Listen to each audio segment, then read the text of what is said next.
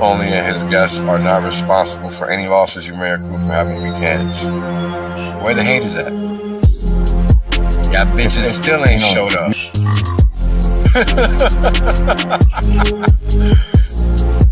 And now, right, we got Hex, flawless uptime. People thought this was a joke. Now they're mad at the chart. This is Wales Only. Glad you guys can make it out. I'm making some claims that are pretty outlandish, but I can back them up. Boom. End of story. There is no other crypto out there, so don't get it twisted. If you don't understand where you're parking your money, you're gonna pay the consequences for that, and that's just how the cookie crumbles. Boom. We're obliterating everybody, literally. There is nobody else that comes close to what Hex has done.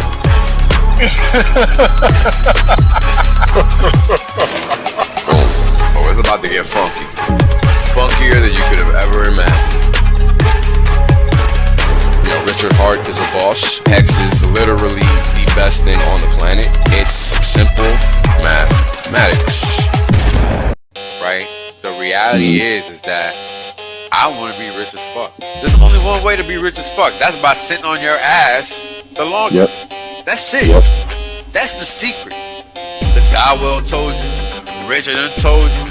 I done told you. Kareem done told you. Maddie done told you. Everybody done told you. Everybody done told you. Shit, motherfuckers still acting like they don't know. Appreciate that. Yeah. I appreciate that. 100% safe. There's plenty of games left. Valiant done told you. Yo, everybody said it. Man, hey, you know what it is, man? Everybody done told you. Y'all's deep. Everybody. My God. Ex-Asians, bro. Everybody. Australians, man. Everybody gets me. Yo, when is it told you? Dollar told you. Everybody done told you. It's crazy.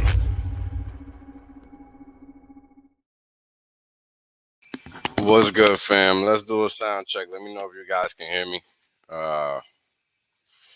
Just need to know before we get started. Hope everybody's having an outstanding Sunday. It's crunch time, y'all. All right, good. It's crunch time. It is the end of March, end of the first quarter. Is this week. Into, I think it's just this week. Yeah. April 1st, April Fool's, is next Monday. So that means that this week is going to be relatively important in the sense that, financially speaking, things have to be set up. Because if you guys haven't noticed, they're dragging out the bank failures, right? I mean, we all know they're coming. And what are they doing on the side? They're taking people out of their homes in any which way they can.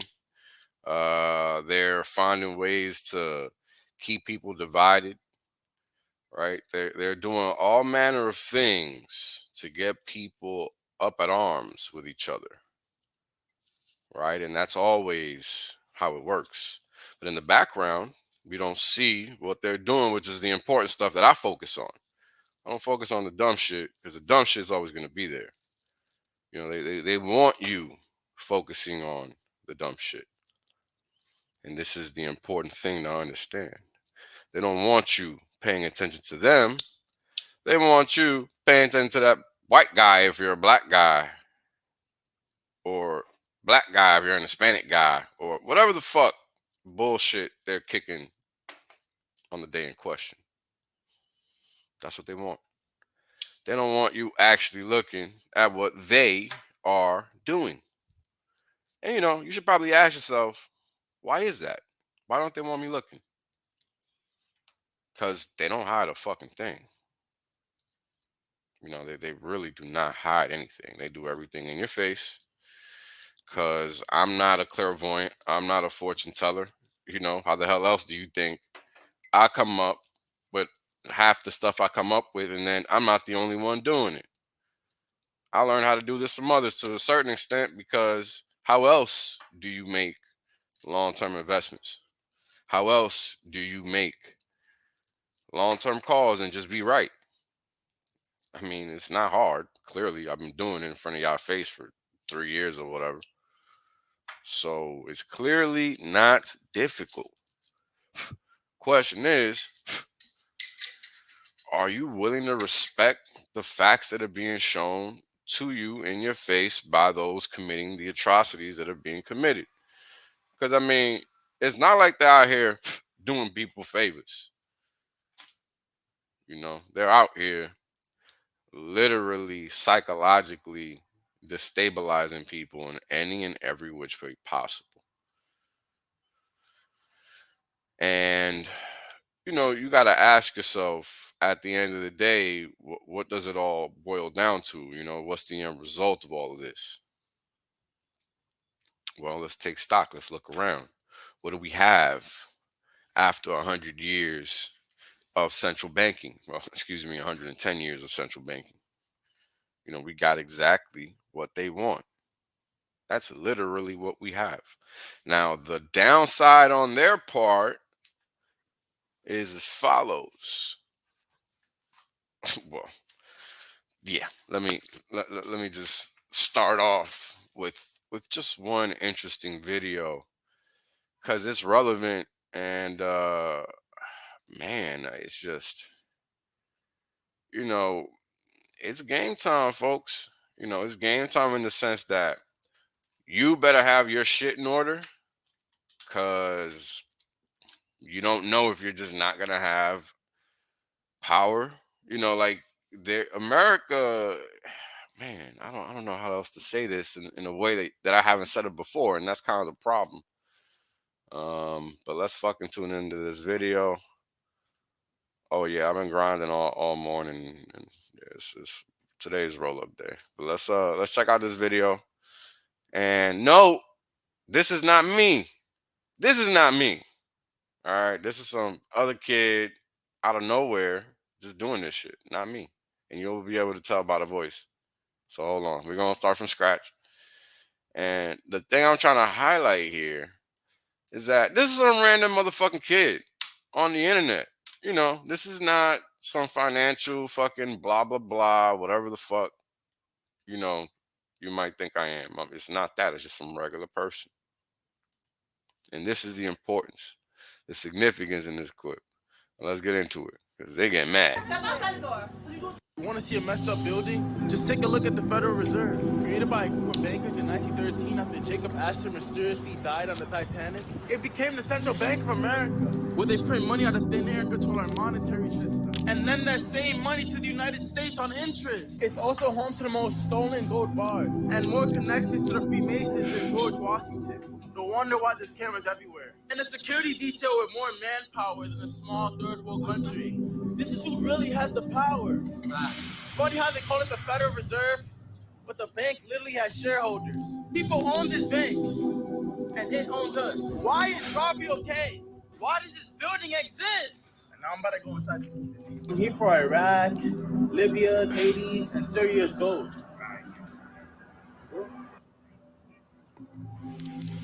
What are you doing? What are you doing? What are you doing? I'm here for You want to see a messed up building?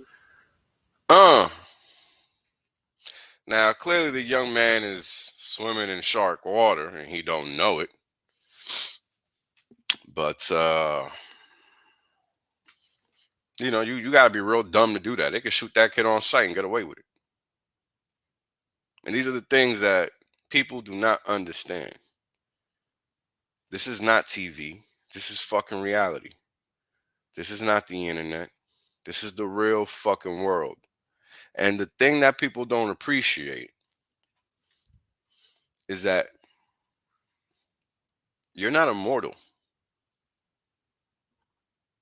You have no power.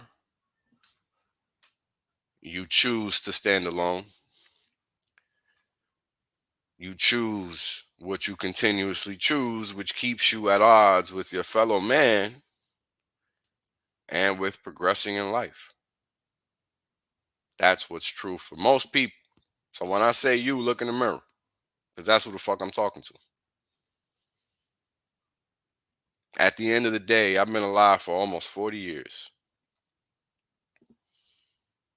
And there's no way in hell anybody can prove to me, show me, convince me, or otherwise that people vote for what occurs day in, day out.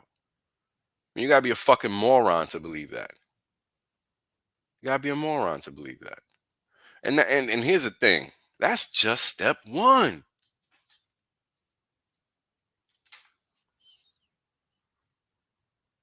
Do you really think that these people that make it their business to have you believing nothing but lies, give you no options ever, are doing you any favors? And I've talked about this with respect to just crypto before, right?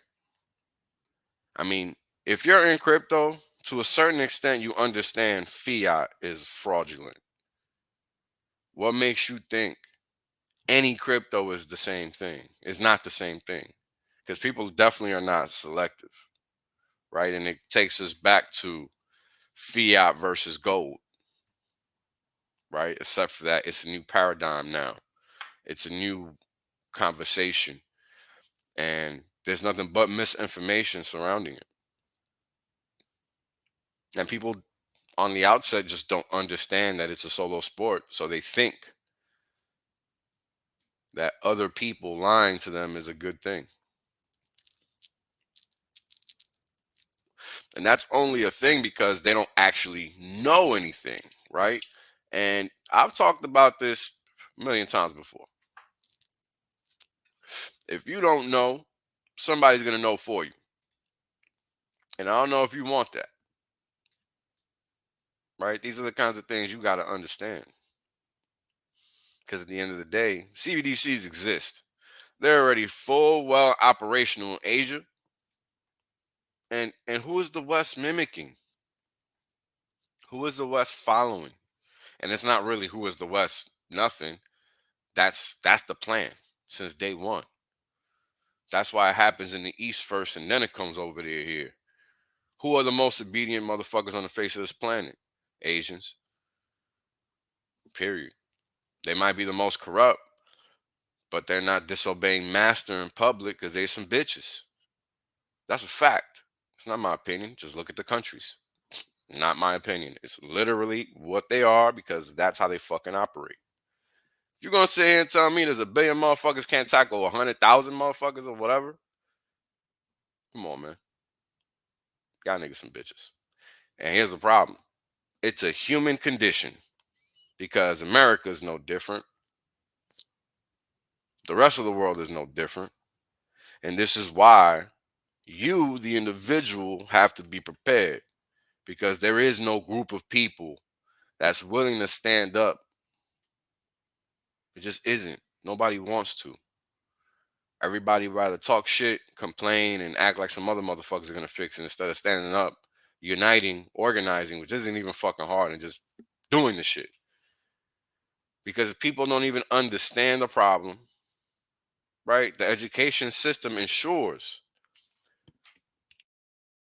that people are so misled, so misinformed, so miseducated that how do you even start to consider tackling a problem such as the money problem? I mean, cryptocurrency as a whole already been shot to shit already. So you and I have to learn how to navigate the new paradigm of crypto because it's been co-opted successfully. Successfully. And nobody has a clue because they're too busy with their heads up their asses, living in their own little fucking la la land. thinking that they're doing something impactful when they're not making a fucking dent, in fact. And it's not like the information isn't out there for people to see and be educated. People just want to live in their la la land, and you can't stop people from doing what they want to do. But you can let them know they're fucking up. And the rest is on them. That's why I don't give a fuck. I say what I want. And if you don't like it, you can kiss my ass because I'm not ever wrong. Period. Everything I've called has happened to a T. Geopolitically, this shit is easy because they're not fucking hiding nothing. And that's the whole point. Once again, because I'm not the only one calling this shit, right? I literally cannot be. There's too many millions of billions of people on the planet for me to be the one person making these calls. Statistically impossible. So when you're surrounded in something like crypto, where you're literally standing alone, people like RH stand alone. I stand alone. I don't need to congregate with motherfuckers that are pretending to understand shit they don't understand. I don't need to talk to them. There's no conversation to be had. It's very simple. Unless it's me educating, there's no reason for me to be engaging other motherfuckers. For what? Where is your evidence that you even understand what the fuck is going on when all you do is talk shit? There's a lot of people out there in this so-called bootleg industry, because it's not even an industry, it's just a group of motherfuckers online lying. That's all crypto is. From an industrial standpoint, the fabrication of the so-called industry is just a bunch of motherfuckers lying online. And they have a media face to help them push the lie. That's all crypto is. And that's specifically fake crypto. And that's the shit people love. Period. So you got to ask yourself, we're at a point in time where the US dollar has 3 cents or less of value left to print out of it. Probably less now. I mean, it's probably really 1 cent because they fucking printed 20% of all the units in existence, or 50% of all the units in existence in 2020. So it's less than 1.5 cents. It's less than 1 cent. It's less than 3 cents. It's probably zero already. And this is why we're seeing hyperinflation in the stores in the United States already. And it's only March 2024. I mean, it's fucking funny because every time I think inflation is going to slow down in the streets, not the markets, because the markets, you're not seeing that real inflation in markets. You can't see it. The only place you will see it, you won't recognize it, and that's in stocks. And this is what I've been trying to help people understand, but people don't, in general, people don't want to connect those dots. They don't want to understand that a debt-based system must function that way. This is why the only way to repair is by destroying. So you're about to live through destruction, whether you want it or not. The question is, are you preparing yourself for that? Because there is no out, especially if you're only sticking with fiat.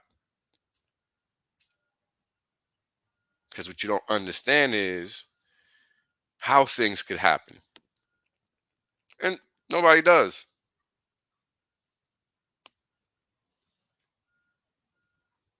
That's the catch-22. But something's definitely going to happen. You can see it. I mean, so I was out about yesterday. Now I'm talking to a fucking electrician. An electrician. Now, I don't know this dude from anywhere. I just see him from time to time, but talked to him yesterday. I asked him what he did.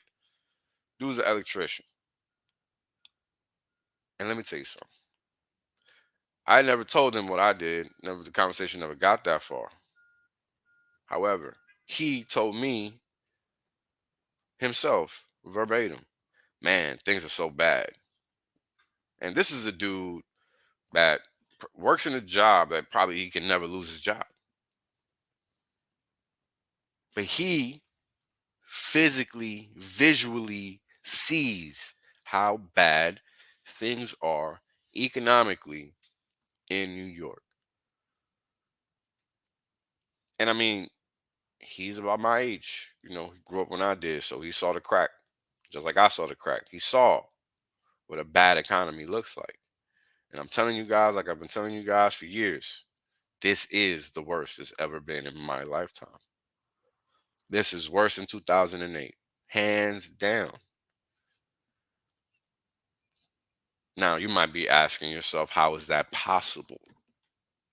Well, here's one. For instance, a year ago, 2 or 3 banks failed at the same time. Okay? 2 or 3. In all of 2008 and 9, about 400 or 200 banks failed or something like that. I can't remember the total number of banks, but it was more than 100 banks, which is clearly greater than 2. However, in dollar figures, those 2 to 3 accounted for $536 billion or $532 billion. $532 billion a year ago in assets. So how did we go from 6 billion in 2008 and 9, which is the number of assets from failed banks, which failed banks were hundreds if not thousands in that era, right? 2008 to 9, excuse me while I take a sip of water.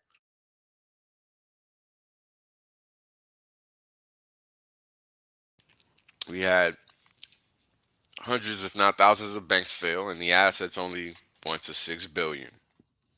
Whereas last year it was 526 billion.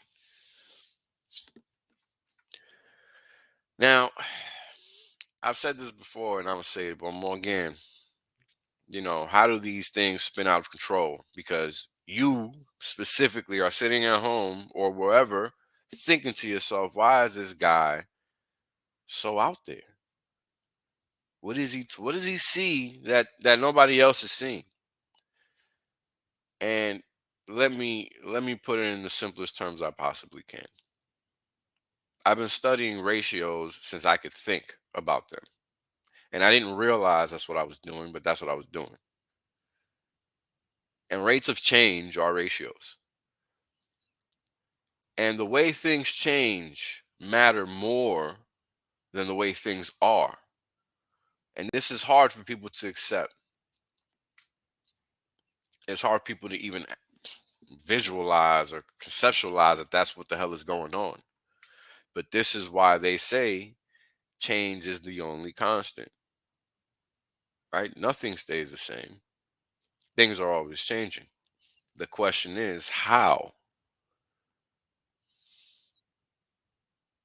I mean, let's take I'm a combat veteran, literally a combat veteran, right? What does that mean? What that means is that when I joined the military, I ended up getting sent to some fucking place where people were getting shot and bombed, and the home team was saying we were at war. Therefore, I'm a combat veteran. That's what that means. Was that the reality? No, that was not the reality. In reality, I was a part of an invasionary force.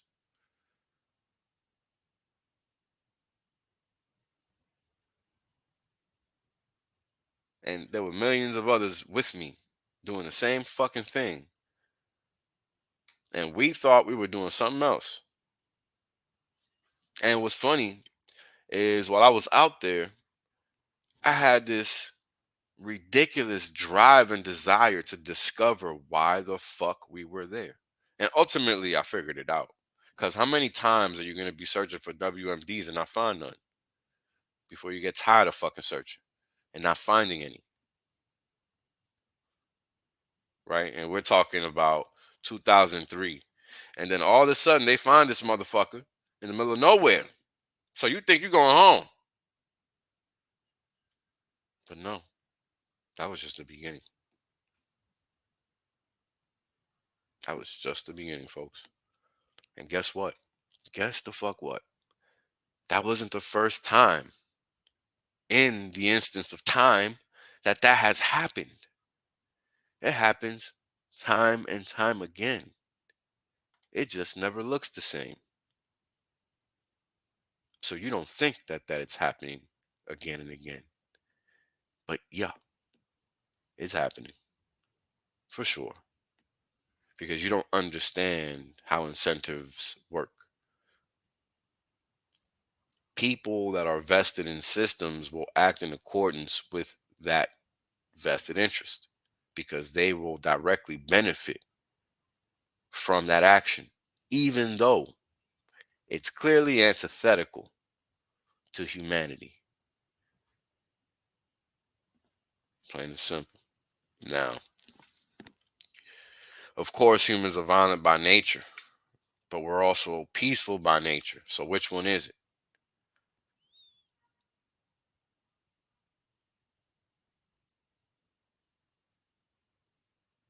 Can't be both. Or is it just a switch? What is it exactly? Because here's the thing. There's evidence of many civilizations that have existed throughout time where war was never instigated. It was not a form of solution, resolution, whatever have you. So clearly, there are other ways of accomplishing the same desired effect. The question is, why are those not promoted and highlighted? Why is it that all of the information that's promoted and highlighted for you to consume is limiting? Literally the same thing that you see in fake crypto. People think they need a coin crap site that ranks shit coins for them to find success in crypto because they don't actually understand what the fuck is going on. I mean, these are people. I mean, they don't even understand what crypto is at the outset because they don't have any comprehension of the financial system outright. Because we don't have actual options. You understand?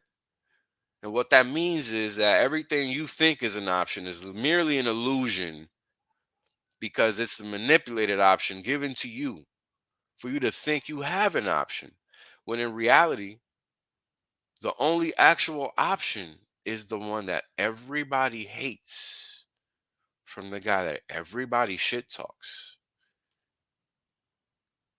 Interesting. And also something for you to think about. Because how is it that even from within the so-called community, there is so much dissent and disdain and critique and criticisms, and none of them constructive? Let's be honest. None of them constructive. It's just people talking shit because they don't understand what crypto is. I mean, nobody works for you. I say all the things I say, and I'm going to tell you what, I don't give a fuck if Richard Hart follows me on Twitter or not, but guess what? He fucking follows me on fucking Twitter. You know why? Because I understand what the fuck is going on. Same can be said for a lot of you motherfucking cocksuckers out there pretending to be supporting Pulse Chain and being builders and all this gay shit that they're out there fucking doing and professing to be doing. They're not doing none of that. They're just lying. I mean, the funniest thing about the song Everybody Done Told You is that all the people that are naming that song really didn't tell you shit. They were just lying. A lot of people that are naming that fucking song fucking lying. I mean, it's obvious now, right? I can't stand that song anymore. I fucking hate it. Because I fucking hate lying ass motherfuckers. I've never had to lie my fucking life on a stream. The fuck? The fuck do I gotta do that for? I don't need to stream. This is voluntary. Why would I get up here and lie? I don't benefit in any which way from doing that. It's completely ridiculous. I don't have a big enough audience for that to matter. It's so stupid. Just the notion is completely dumb as fuck. Because then if I was going to lie, I would buy the shit coin and then tell you about it. Right? I would want a good pump. Why would I want a shitty pump? I don't know. But people think that that's what's like, they'll make that claim. You know, because that's what they're and their homies are doing. That's how that really works. You know, when people are throwing slander at people that you know aren't slanderous, because that's what the fuck they're doing. That's called projection. And that's why whales don't give a fuck. You don't need to. Because I don't live on the internet.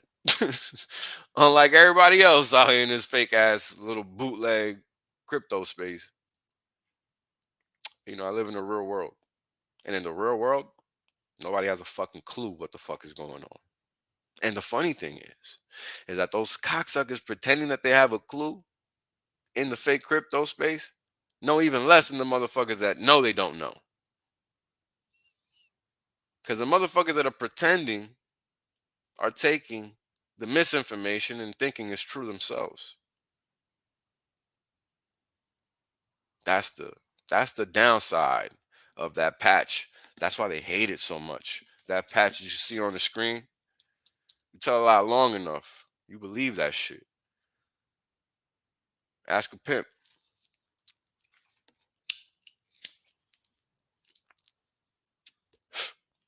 Ask a pimp. If you know anything about pimping, you understand what the fuck that is. And everybody out here is a whore. They don't know it because they don't know shit about pimping.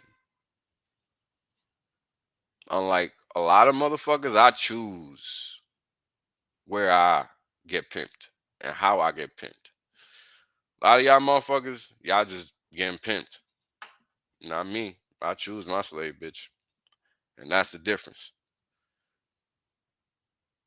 I know where I stand. And I'm with the master.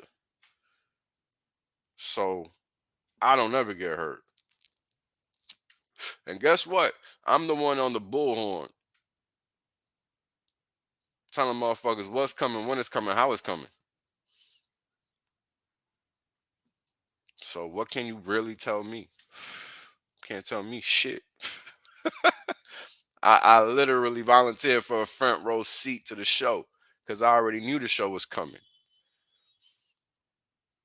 So the question is, why aren't you ready? Why aren't you preparing? Why aren't you informing others since you're so up on game and I'm just doing shit to fill my pockets? That's a good question that people should get an answer to anytime they see somebody talking shit. Because at the end of the day, you have to make the decisions that are going to benefit you. And if you have people out here filling your head with bullshit, how do you know you're making the best decision? You don't really know. Because you have to know that you have the actual right information. And until you've been through all of the info, you don't know what's the right information and what's the fucked up information. And you can't even spot the fake info. Because you don't know what the real shit is. And it's real simple. The real shit isn't going to just benefit you. It's going to benefit whoever the fuck engages with it. That's exactly why Hex is going to win regardless. Doesn't matter. When you own time, time is not a factor. And that's why I don't have to say shit. I don't have to do anything. Everything's already been done. Whoever wants to learn will learn. I didn't need Richard to stream for me to learn from him.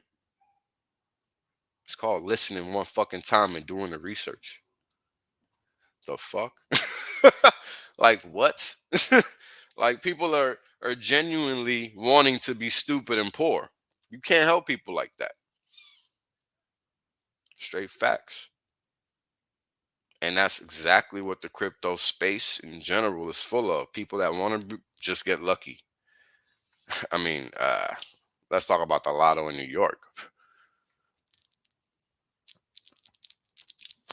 The lotto in New York right now is like $1.8 billion.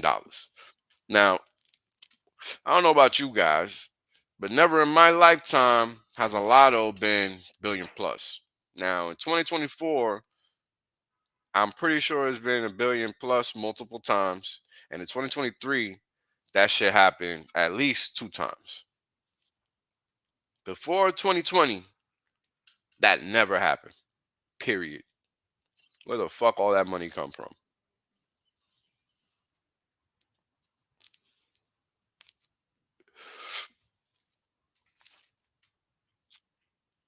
I mean, the biggest I ever saw a lottery jackpot pre-2020 was like 750 billion, and that shit was like all over the news.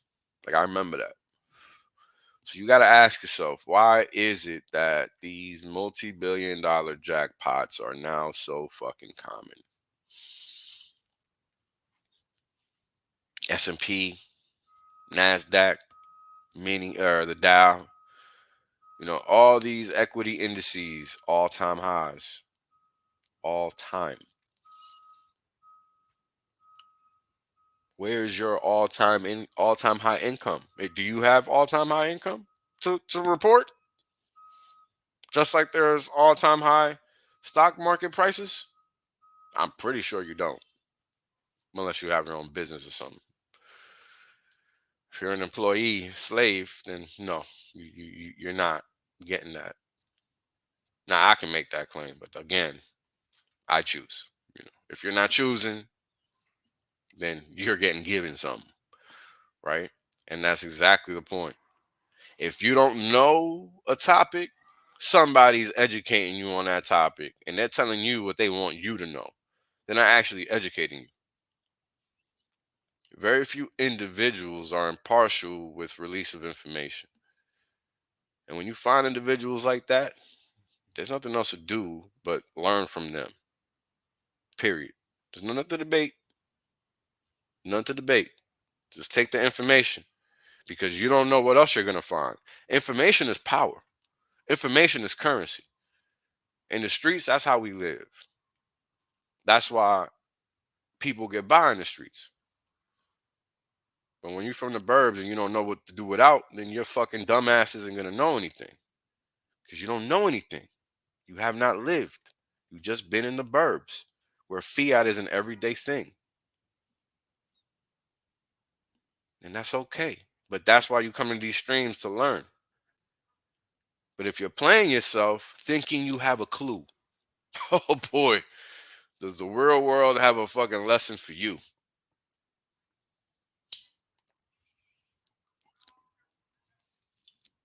So there's one thing I've learned from the universe, is that it always collects when it's due. It doesn't give a fuck about you and what you got going on. And right now, all the signs in the world exist for people to prepare themselves accordingly. I find it more than laughable that people are choosing willful ignorance. And you know what? LOL. Right? Because those of us that know better are literally doing better. My life improves every year, regardless of all the shit that goes on. So I'm doing what I'm supposed to do. All that shit that they're doing doesn't affect me at all, ever. Because I find ways to take control of what is mine and under my control. Simple as that. If you're not finding that, then you're not living. I mean, who in the hell is some random motherfucker to you to tell you what you can and cannot do for your benefit? This is what society, quote unquote, is.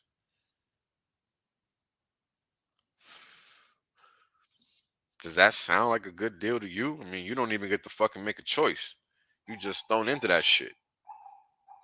And I'm gonna tell you what, it's not how I operate. It's not how I operate. Nah. And I'm sure you guys have figured that shit out by now. So let's see where ISIS came from. A lot of people don't really know much about this so-called terrorist organization named ISIS. But did you know that ISIS is short for Israeli Secret Intelligence Service? That's what ISIS is short for. But I got a video for you. No worries. I always come with the goods. Let's see what is being said in this one. Dun, dun, dun, dun. All right. So with the additional sets I ordered last month, we're speeding up training of ISIL forces, including volunteers from Sunni tribes in Anbar province. We're speeding up training of ISIL forces, including volunteers from Sunni tribes in Anbar province. So with the addition. Now, if you don't know, ISIL is the alternative abbreviation to ISIS. And that's just a hijack to throw people off. Because again, now you know what ISIS stands for. ISIS is honoring President Obama. He is the founder of ISIS. He's the founder of ISIS, okay? He's the founder. He founded ISIS. And I would say the co-founder would be crooked Hillary Clinton. ISIS is honoring. No, I mean, it just sounds good. It doesn't really matter. Steps I ordered last month. We're speeding up. Right? Because that element is just something that. ISIL forces. Sorry about that, guys. That element is just pretext for action. Right? Just like everything always is. You know, let's think about all the things that are an obvious breach of our basic human rights, like the TSA, the NDAA Act, right? All these things that we can point to and say, man, that's a breach of our fucking constitutional rights, which is really just code for basic human rights. And the reason they throw the phrase constitutional rights on it is so they can attach some human structure to it that they can therefore proceed to point a finger at and say, them motherfuckers was wrong. That's why they like to say it's a living and breathing document. No, it's fucking not, you dumb fuck. Learn how to read. You know, if there's one thing that really peeves me about the legal profession is this notion of interpretation of fucking words that have definitions. It's disgusting. It is so fucking disgusting. It's crazy. Because what that is a straight manipulation in your face of the facts, whereby you can't protest it because guess what? Interpretation means.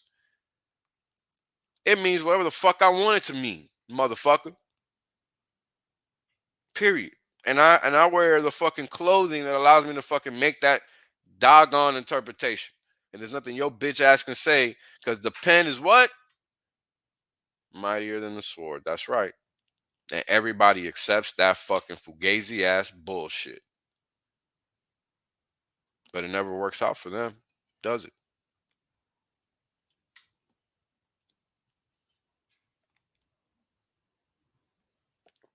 It works for those that hold the power of the pen. And you're never in that position, are you? Yeah. Most people don't like to put themselves in that position because they think they're too good for it. Or whatever it is we like to think. Because I'm included in that group. I don't consider myself worthy of telling other motherfuckers what the fuck they should be doing with their life. Right? Like, for people that have a brain, that's what it boils down to. That's what politics is. And what we've lost in the conversation is pointing that out because politicians are there to do administrative work. They're not there to tell you how to live your fucking life. They're not there to tell you what's best for you and what the common good is and what the fuck you mean common good. Nobody does shit for me. Nobody puts a fucking dime in my pocket. Nobody says, "Hey, Wells, here's a fucking free meal. I know you work so hard, bro, but here's a free meal." Nobody does that. Shut the fuck up. And they're not the ones doing it. If anything, they're the ones destabilizing everything. Now, if you've made it this far into the stream, be sure to hit the like and be sure to follow me on Twitter and be sure to hit the subscribe button and don't forget the bell because that bell is how you're going to know that I'm streaming sometimes if you're not on Twitter all the time. Thank you, D'Artagnan. So let's check this latest nut job act out. I'm sure everybody's heard the other day, all of a sudden, DOJ want to act like Apple's a fucking problem. Whatever. What about Walmart? What about, all these other organizations that we can point a finger at and say, what about them? I mean, there's so many. There's so many conglomerates or monopolies. Fuck, one Berkshire Hathaway comes to mind because all they do is what? Buy fucking monopolies, if not create them. So if you want to look at a list of monopolies, just go look up their 13F, 13D, whatever you want. Pick one. 13D in this instance. Sorry. So, and people buy into it because what do? Racism. Black smartphone users are more likely to use Android phones than whites. I don't know where the fuck they're getting this idea from. I use a fucking iPhone. I don't like Android. Most people I fucking know use iPhones, not Androids. I live in the fucking Bronx. The only people that are relegated to using fucking Androids are the ones that got to use the Boost Mobile bullshit because they're too fucking poor or it's a burner phone. So this is complete non-factual bullshit.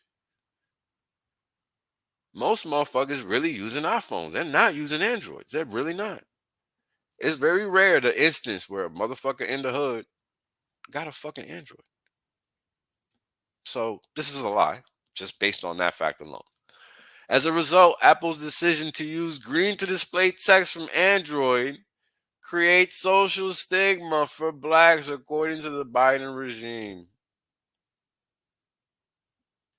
I mean, this is really happening, yo. This is a real thing. Like, this is a real thing. Oh, let's see what this so-called community note is. African Americans and young adults have a higher than average rates of adoption. What? So the first claim is black smartphone users are more likely to use Android phones than whites. So if you lump them together in a bunch, right, that's saying that the incidence of users that are black is higher than the incidence of users that are white. So now they're trying to hide that shit by line iteming the races.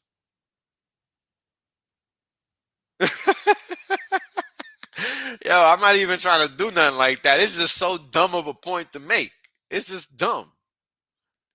Because it's a fucking cell phone, bro. Like, who gives a fuck? Many people out there don't like either and don't use either. Where do they stand? Because their shit comes in fucking green too. Where do they stand? Are they just not humans? Or do they not have skin? Like, where are we going with this shit? Yo? Like, this is my point. Like, that's how dumb this shit is. And I'm going to tell you, they're going to make a big stink out of it. You know why? Because it divides people. And that's what's important. Nothing else. Because it's the dumbest shit on the fucking planet. When you got motherfuckers out here starving and all kinds of shit, you got industries laying swaths of people off. But you got time to be checking Apple and the color of a bubble from an Android text? Really? That's what's important? Okay. All right. If you say so. We'll take your word for it. But we're gonna keep watching these videos and see what other nonsense these fools is lying about. Let's see what's next. Cause it only gets dumber from here. Dumber from here. Yeah, see, a lot of people don't like iPhones. A lot of people fucking hate Android. Psh, there you go. It's just the way it is, folks. At the end of the day, it just doesn't matter because it's just a fucking phone. He said the government, in their infinite wisdom, decided to discover whether or not if you gave gin to a sunfish versus tequila, which would make the sunfish more aggressive. What did he say? $100,000 to give tequila to sunfish and gin and see which one made them more aggressive.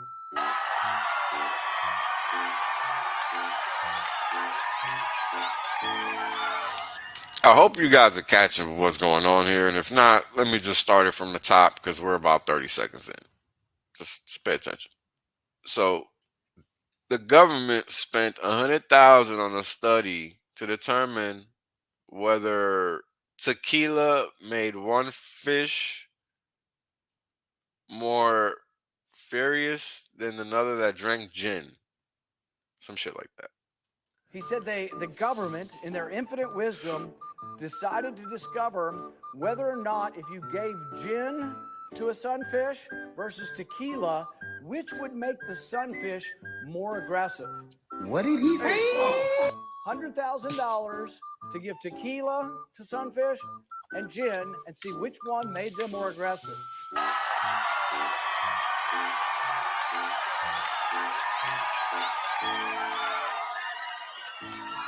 What else do they do at the National Science Foundation? Let's see.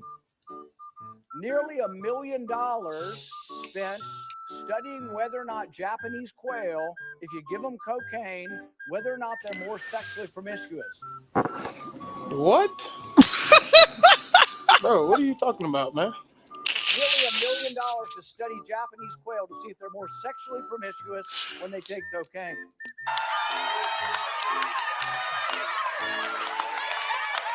Another one, let's just call them eggheads. That's the nicest word I can think of. To study what did Armstrong say? What did Neil Armstrong say when he landed on the moon? Was it one small step for man, or was it one small step for a man? I'm done. Cut the show. I'm done. Take me off. Take me off. I'm done. $750,000 was spent studying what he actually said. They listened to the crackly old audio from the black and white tapes from the moon landing. And in the end, $750,000 later, they couldn't decide.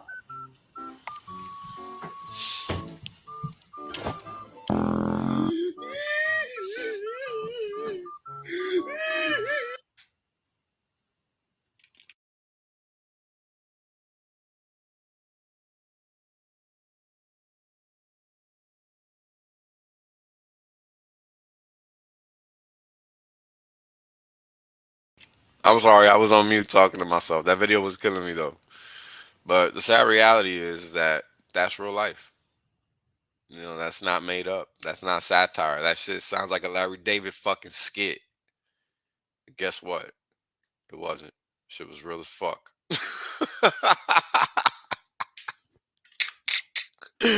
Man, and you know, I remember, man.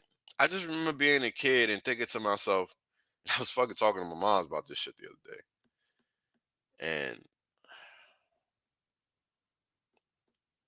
I remember thinking to myself, you know, how logical and fucking this and that. And, you know, I was basically a fucking engineer and I just decided not to go that route because of how I think. Very step by step type shit. Very militant, yada yada. And, you know, the reality of the world is so fucking opposite of that. You have to never be rigid. You must always be able to operate in the gray and you must always be fluid. Period. You cannot be anything other than that. Anything other than that is going to work against you. It's not going to do you any good, and you're going to suffer for it. You're not going to benefit. You're going to suffer for it. And that's what I had to learn. All that feeling depressed and all that type of shit that people go through when you end up in this position where you understand things where others don't. You're alone. At least you think you are.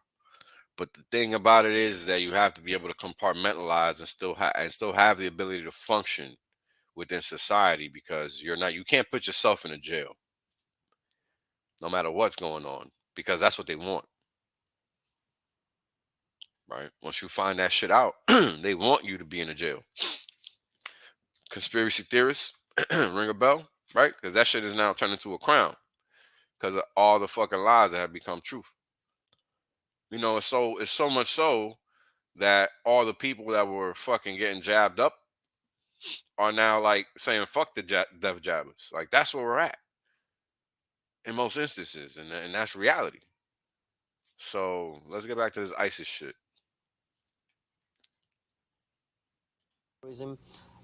Subversion, trying to foil plots against the state of Israel, political plots and others. You tell the story about how you tried to find out what they call the Mossad when they deal with publicly? I thought it was a reasonable question, but the trouble is you can't pick up the phone book. There's no Langley in Israel that you can look up CIA, or in our case, the Mossad. We thought we should ask, what shall we call it in English? Translate the Hebrew words, like I said, Mossad is institute. But when they write a letter to their friends in the CIA or the British intelligence, what do they call themselves? It took a while. It was a matter of asking the Prime Minister's spokesman. The best you could do, because officially the Mossad is under the Prime Minister's office. And I think he sort of wondered why you want to know and all that, so we explained. And he came up with the Israeli Secret Intelligence Service. I mean, if it were to have initials, it would be ISIS. Just simple words like that. Interestingly enough, kind of a British model. Huh.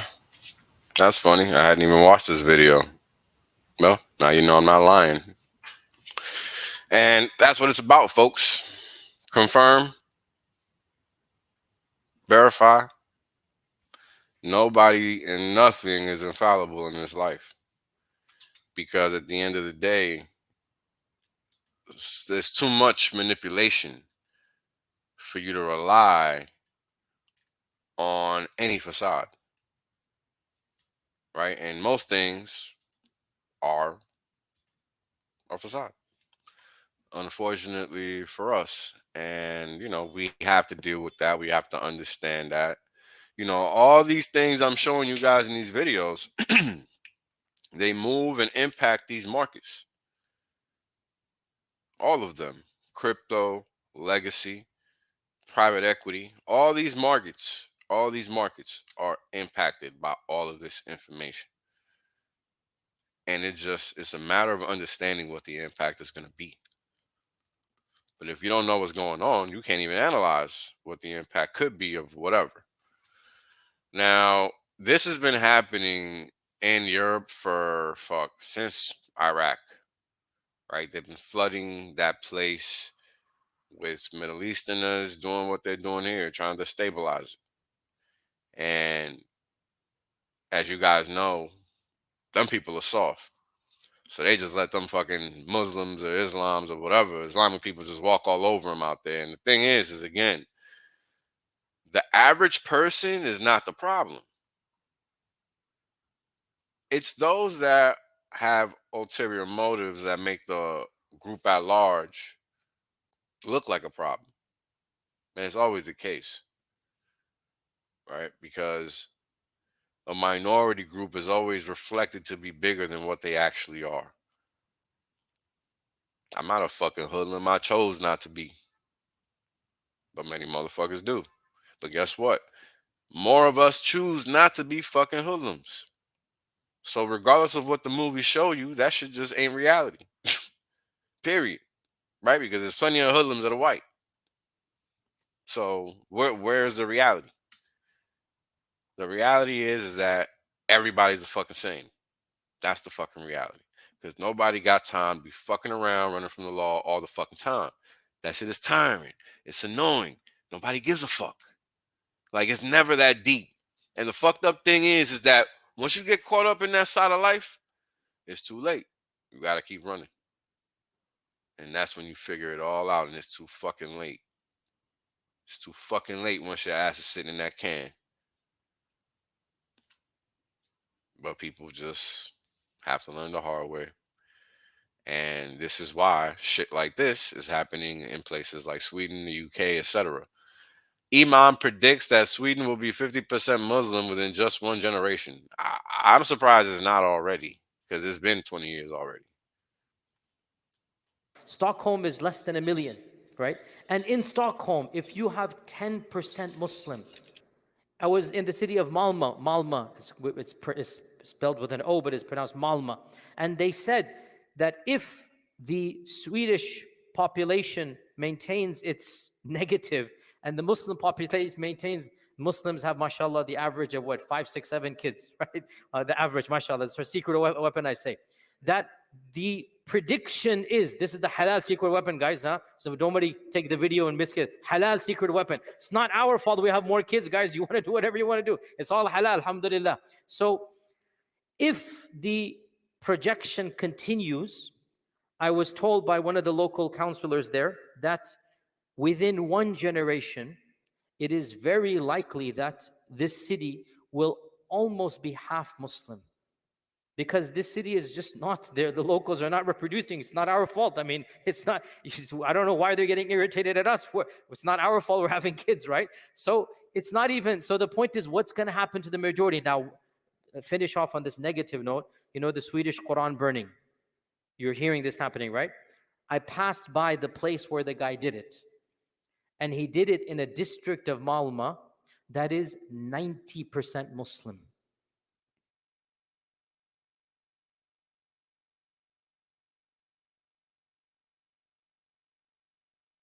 Now, you got to catch what he's saying and not saying, right? Because a lot of the times when you grow up, you realize this was not said within what is said that matters most. And, you know, the guy's like, it's not our fault we're reproducing and you're not, right? It's not our fault we're here, right? And notice that he doesn't call themselves by the country that they come from. What does he call themselves? They call themselves Muslims. Who does that sound like? That sounds so familiar to me. People that don't identify themselves by a country, but by a religion. Oh, it's those Juifs. That's right. And that's French for Jew. They are the other group that do the same type of talk.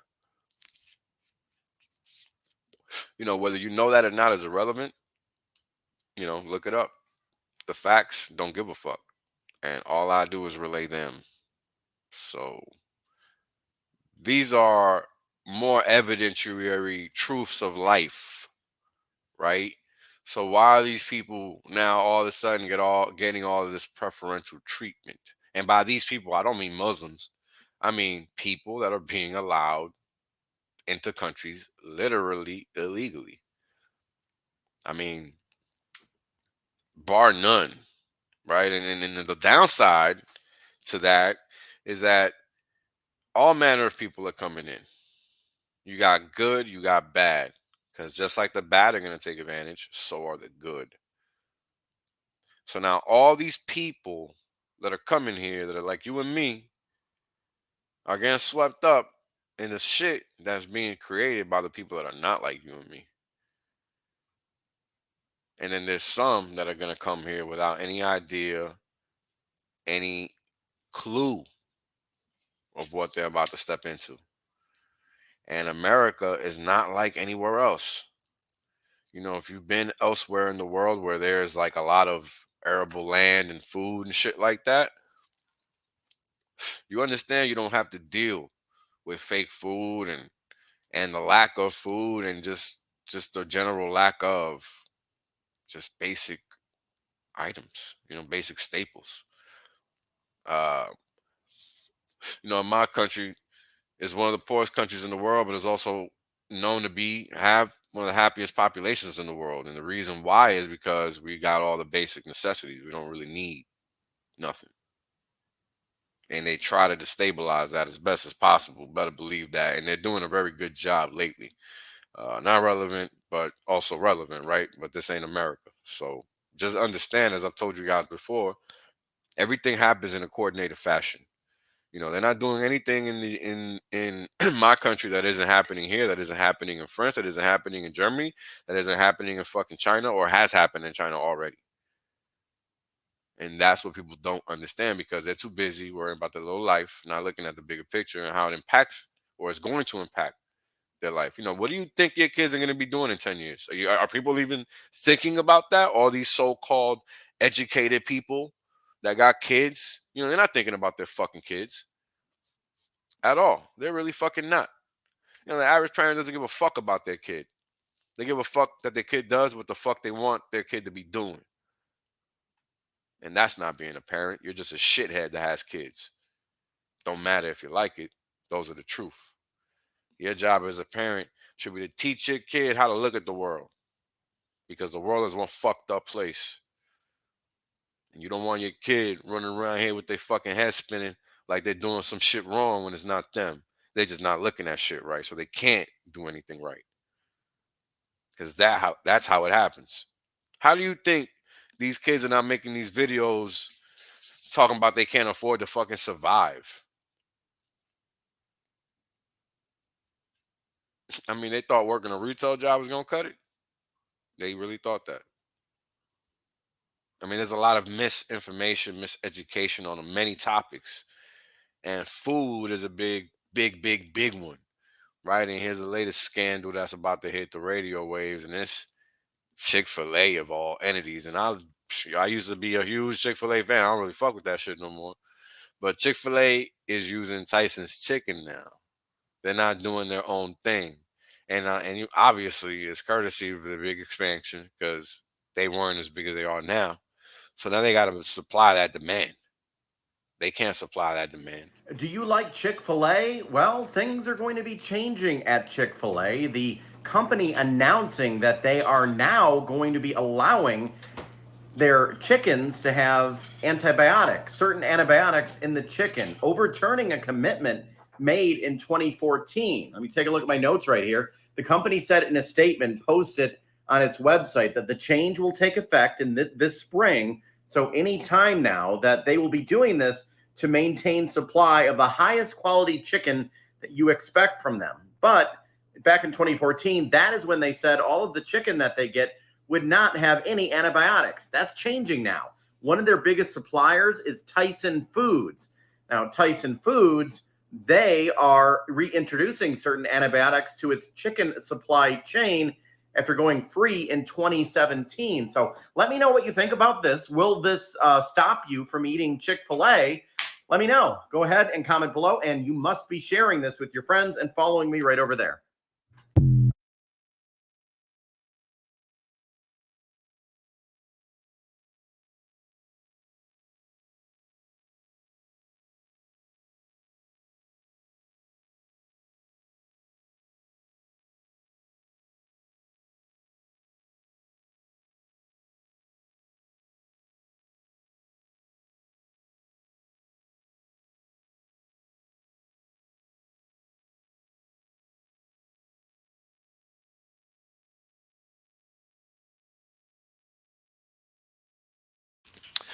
Sorry about that, guys.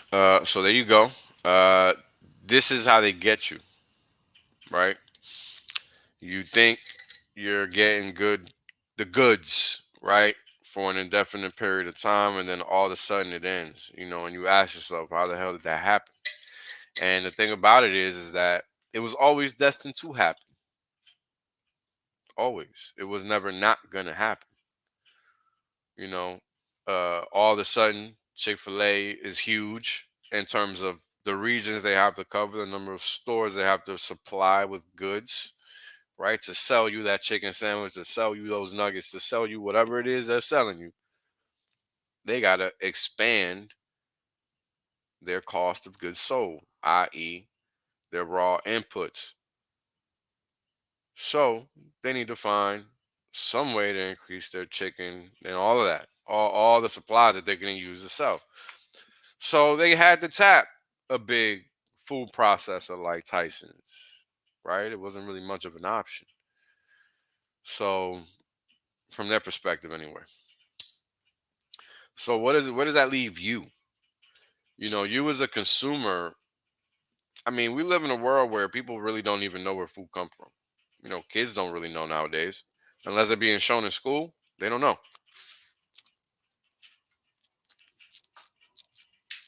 I remember being like in third grade or something. Maybe it was second or first. I can't remember what grade it was. And they they uh they had us grow a bean in a cup. You know, I have never forgotten that. But one thing I never realized is that, you know, at that time I had no conceptual understanding of what I was being shown. Right? Even if you're told, hey, this is where food comes from, you don't get that shit. Hell, I think they had us bring a fucking bean from home, and I was like stressing about asking for one fucking bean. You know what I mean? Like, you know, when you know it's tight in the crib, you stressing all that shit. So, point is, we don't conceptually understand a lot of things about being human, and they understand that we don't. And this is a major disadvantage. You know, in the United States, they get away with selling so much chemicals as food that they can't get away with elsewhere. But those other places also do play a role in subjecting their populace to other shit, right?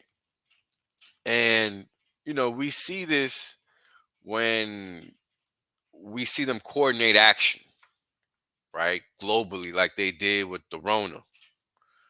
And man, I hated the Rona, man. But you know what?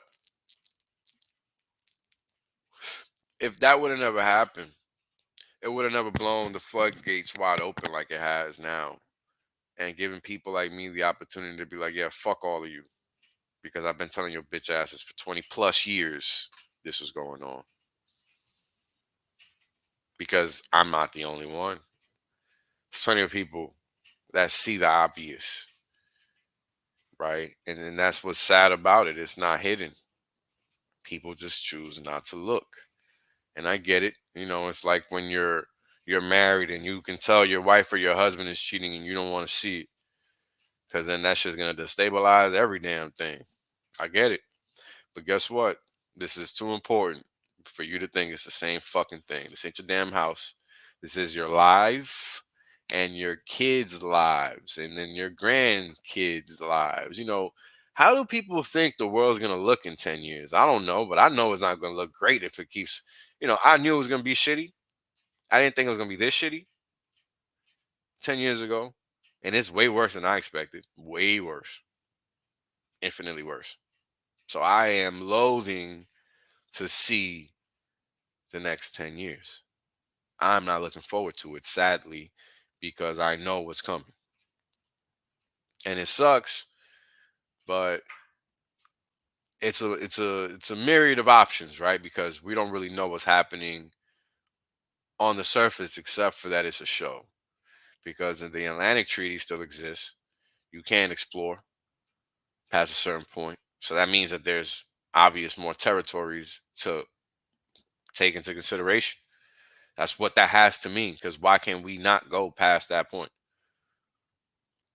Why not? What's there? It's too cold. We can go to Canada, but we can't go there because it's too cold. Okay, that makes sense. Good try. That's as good as the crap with Rona. Now, I thought this video was interesting because people love throwing this guy in front of people as some type of, I don't know, free speech supporter or some shit. I don't know.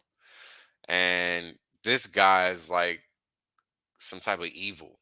I don't know. I don't fuck with none of these people because I don't need to. I got my own brain. You know what I'm saying? I don't need to follow nobody. However, I thought that the dichotomy between both during Rona is to be noted. Let's listen in. And we have seen a tremendous amount of vaccine hesitancy, unfortunately, in the Black and Hispanic community.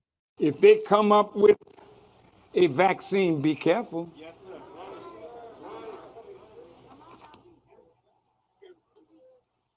Don't let them vaccinate you with their history of treachery through vaccines.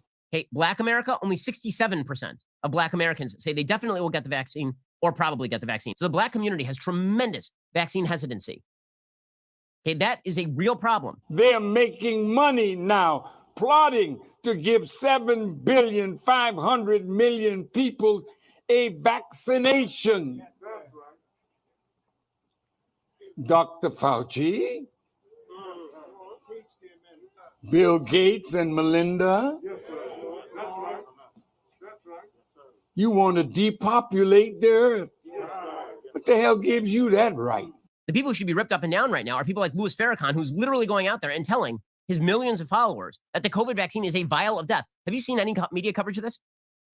If a major conservative figure who had met with a bunch of members of Congress were out there literally telling people that the COVID vaccine was a vial of death, you know that would be at the front of every single newspaper, right? Conservatives deny vaccine efficacy.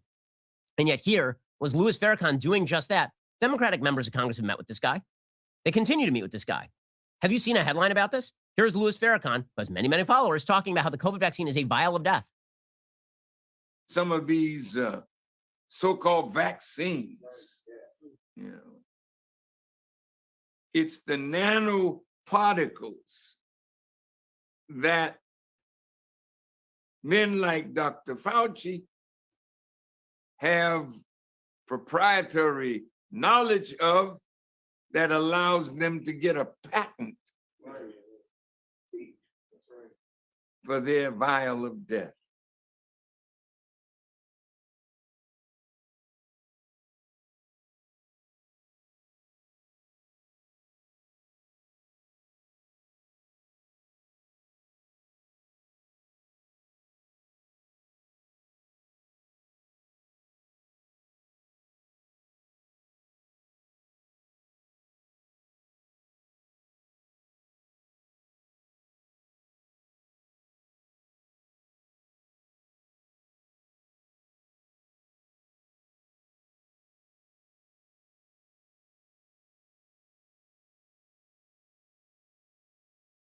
Damn, I keep talking to myself on mute. So check this out, guys. The point of this video is to show you guys what's going on the surface, under the I thought surface, everybody, because there's was stuff. capping when they were talking about this shit. I thought everybody was capping when they were talking about this. Because there's stuff going on for sure. Question is, are you paying attention? As I said earlier,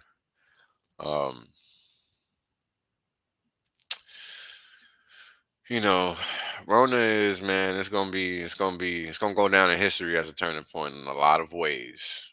And check this out. This is they're calling in retirees. Let's listen in. I thought everybody was capping when they were talking about this shit, but I had to look it up myself. Bro, they're actually serious. That's crazy. No, because I just made a video about how you can get called back within your 8-year obligation. Regardless of what you got going on, you have an 8-year obligation. But now they're calling back the retirees? Oh my God. This is worse than a recall on the weekend because someone in another battalion done fucked up. Because you really need to think about it. Why are they calling the retirees back? What is about to happen? What's going on? I don't know what we got planned, but the fact that they're calling retirees back is kind of mind-boggling. I'm thinking about all kinds of things that could happen. No, but the fact is you can retire. Like, I'm done with this. I did my time type shit. But still get called back is crazy to me. They're recalling the retirees.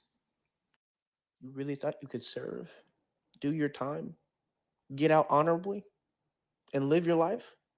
Nobody. We still want you.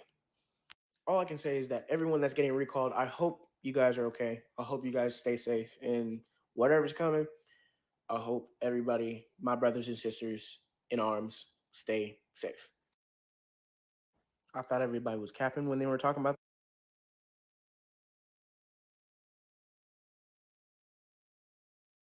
Sorry, guys. I just kind of made a mess over here, but all good now. So check it out. The last time they were doing this, we were full-fledged in Afghanistan and Iraq. Nah, they're not gonna take the pension. They gonna keep paying it. They're gonna keep paying it. And unless they change something, they keep paying those pensions. But you do get a supplemental income when they bring your ass back, because federal agencies do that as well, civilian side. So you know, um, understand that Wales never fails when it comes to the facts. And after this last video, we'll get to the charts and talk about what's going on in the markets visually. But you guys really need to be aware of what these people talk about.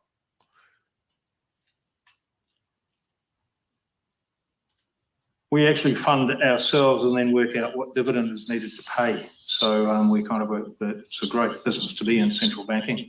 Print money and people believe it. And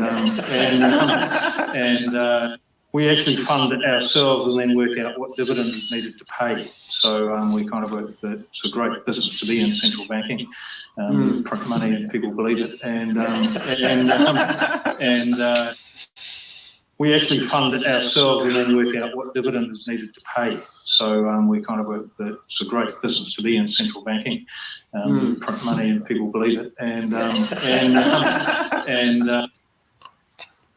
They never lie. Question is, why aren't you paying attention? Right? And a lot of people really love to make excuses for why they're too busy and this and that and da. But guess what? Ultimately, you're going to be faced with the reality when you hit that fucking store and you don't understand what the fuck just happened to your $20 bill that you could only get one fucking thing with it versus 4. What the hell just happened? Right? And these are the kinds of things that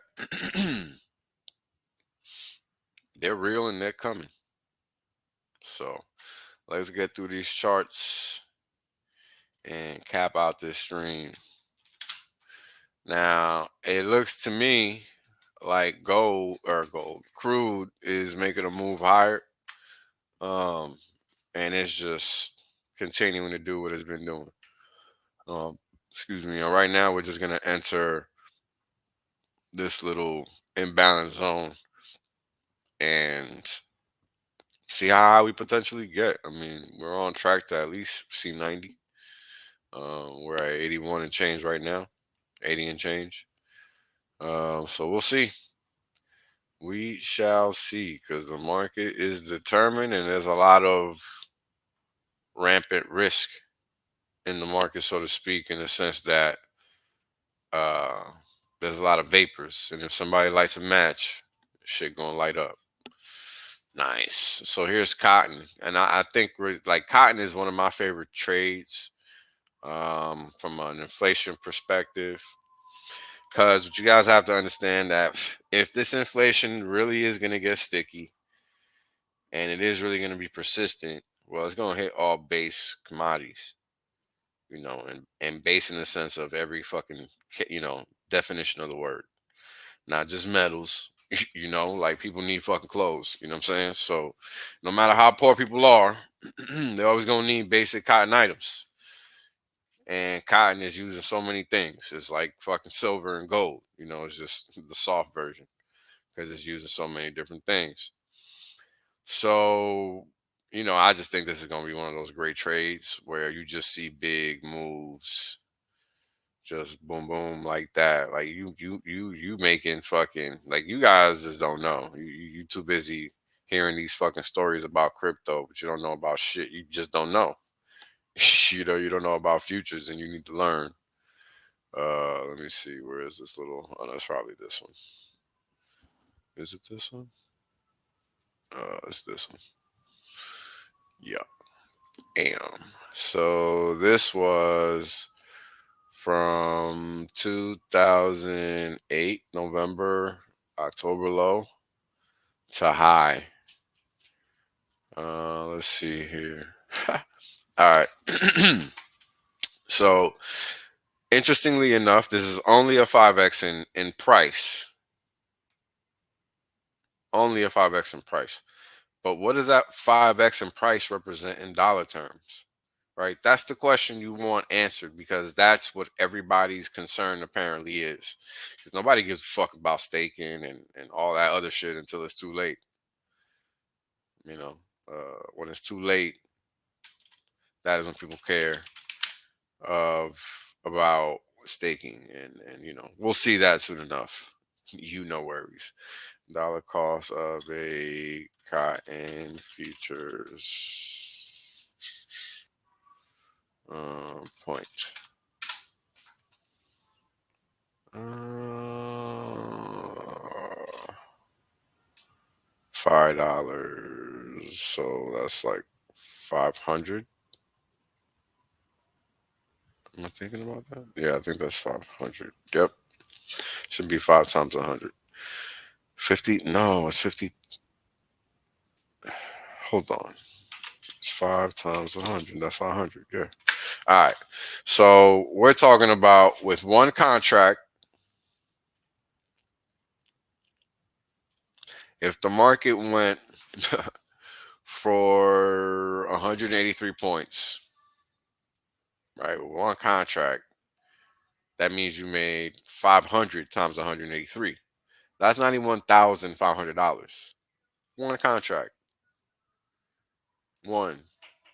The way futures works is not the way stocks and crypto and options works. It's mark to market every single day that you hold that position.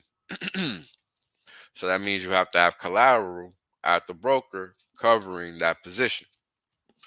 So if the margin is, say, 6,000 for a cotton position, and you're making, or the potential is 90,000, right?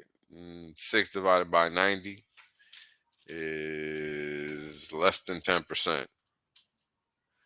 It's 2/3 of a percent, right? So that means if you divide that 90 by 6, that gives you a potential 15 units that you could add on to. And I mean, at least half of that, right, to be risk averse. So say over time, you're adding one contract every time you make 2x the contract cost. Because then you have all that risk that you can play with. And the market could just gyrate. Because here's the thing, the market is in breakout mode. It's not going to stop. The question is, how long can you hold on? That's how futures works. And you have to be properly capitalized if you're doing more than one contract. But you got to understand what you're doing, because you can't get wiped out. You blow up accounts all the time. People got multiple accounts, all kinds of weird structures, just because if you're not in the right headspace and time in that day, you will lose it. Market don't care. And that's one thing that I'm grateful about my journey in terms of how I've learned capital markets. It really helps me stand out, because I'm one of the few people at work that even understands this shit. And we haven't even gotten to the crypto part yet, and that's coming. That's eventually going to come, because it already reared its ugly head before. So it's going to happen eventually. And shout out to everybody in the chat. I hope you guys are having an outstanding Sunday. We're living in a very opportunistic point in time. because understanding the impending economic problem, and here's the thing, it's multiple economic problems. This is why this happened in 2008. I mean, this people thought we were in hyperinflation then. What are we about to see now? What are we about to see now? I mean, this is just the first leg of this run. Nothing's even happened yet, and it just went sideways for a year. And that whole time, it was just buying its time, and now it's time. Now it's gonna do some of this shit here and take off. Question is, how low will it stay? Because it could do another one of these, right? Where it does a double dip, triple dip, and then just never takes off, and then it does. But not so sure that's going to be the case here because it was so shallow. And typically, when these divergences are shallow, that's like cannon fodder. Like it's just going to take off at some point. So we're just going to keep watching and seeing how this develops over time. Because again, this is like almost like crude to an extent, right? I mean, if you look at crude, it's moving up and down in a similar fashion, actually. It's down, maybe not 1-to-1 with cotton, but they have some economic relation because they're both very substantive in terms of how they impact an economy. All right. So now we're looking at gold. And gold, man. I don't know if you guys even remember, but I showed you how the Federal Reserve has the ability to essentially manipulate the price of gold. It is literally written in their powers as to what they're able to do. Literally. So they're going to do that, plain and simple. And that's what the central banks do for them on their behalf. That's why they just get fined and continue to get away with it. Very simple.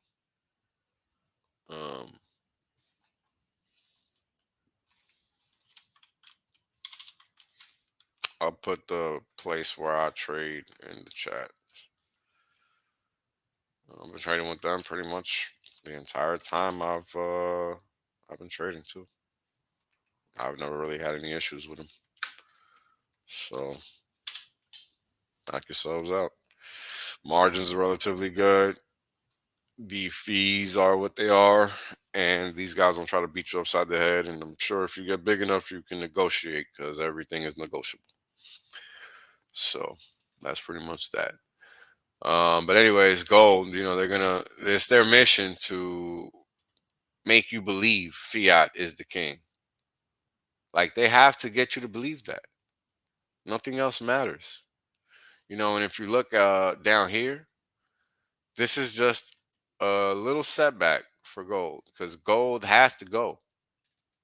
It's not really optional at this point.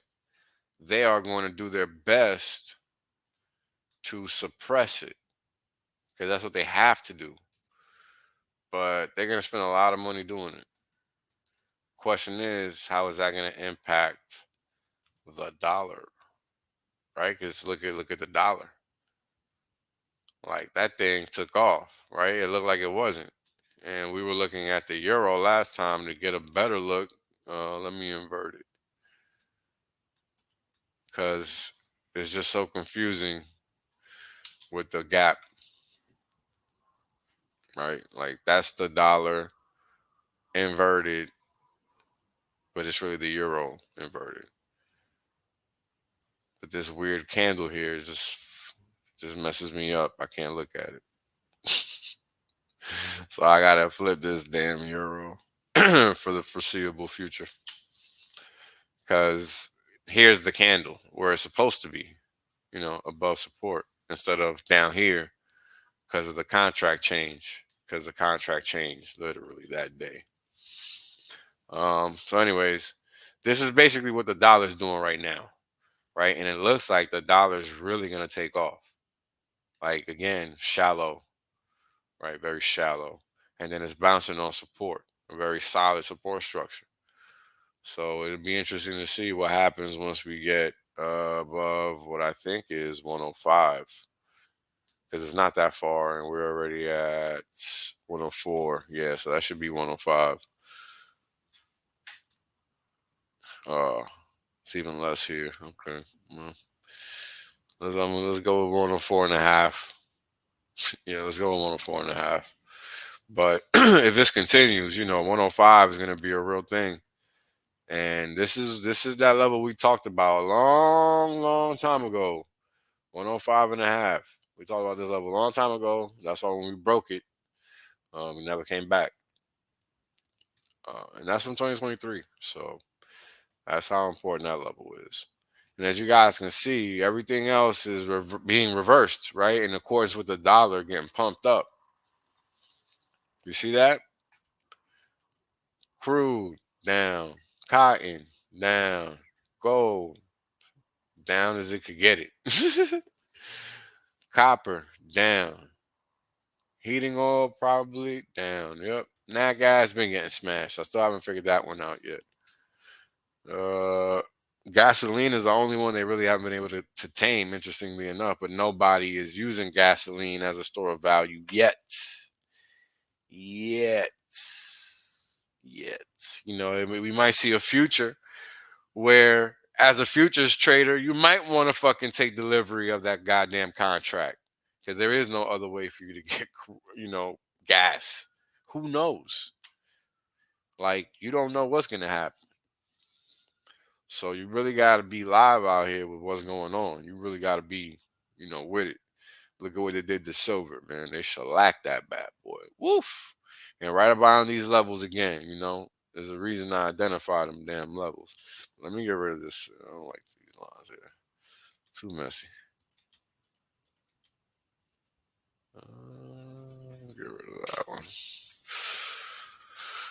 one. Currencies, we can look through them, I guess. As you guys can see, they're going to be the inverse of the dollar. The dollar right now is just really ripping, and everything really trades against the dollar. And these futures contracts are specifically versus the dollar as well. But as you can see, some currencies were really rolling over for the longest time already. And this is just really a continuation of that trend. For example, the yen, right? That one is really been getting smoked for a long time. This New Zealand dollar, also same deal, been getting smoked for a long time, similar to the yen. Swiss franc, however, has retraced all of that risk on move. I mean, it's incredible to me. Makes me think that they understand that just as well as I do, which is why it's been retraced the whole way, right? Like, again, it's like I told you guys a while ago, when you zoom out and you look at all the times that there's been a crisis and what's happened to this currency, it rips, man, every time. And all we saw in the early 2000s were financial crises.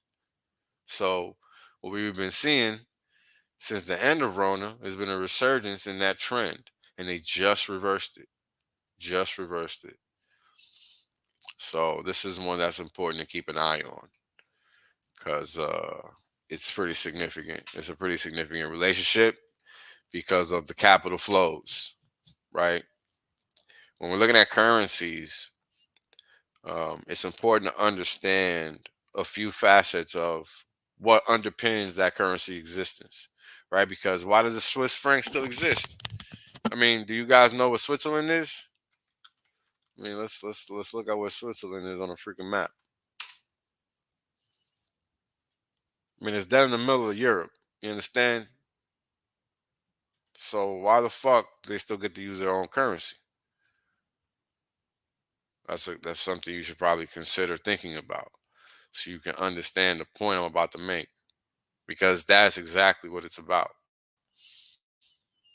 Why do these people that clearly sit in the middle of Europe, literally in the middle, Italy uses a euro, France uses a euro, Germany, Belgium, Netherlands, oh, they don't use it, Austria, right? All these countries use it. So why does this country dead in the middle, Switzerland, not use it? Every country literally surrounding it uses it.